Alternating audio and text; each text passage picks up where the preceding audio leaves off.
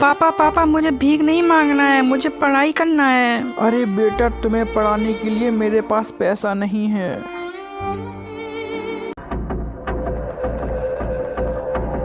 अरे अरे बेटा, वो देख क्या आ रहा है। रुक जा, मैं देखता हूँ।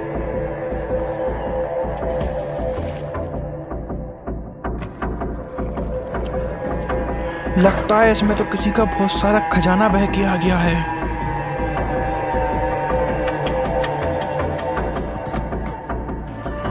अरे वाह पापा, इसमें तो स्कूल का कपड़ा है। हाँ, ये ले, जल्दी से पहन ले। दोस्तों, खजाने से बड़ा बच्चों की शिक्षा होती है, इसीलिए सभी लोग बच्चों को शिक्षित करें। हाँ भाई, तुम्हारी इस अच्छी सोच से इन लोगों ने वीडियो को लाइक और चैनल को सब्सक्राइब कर दिया है।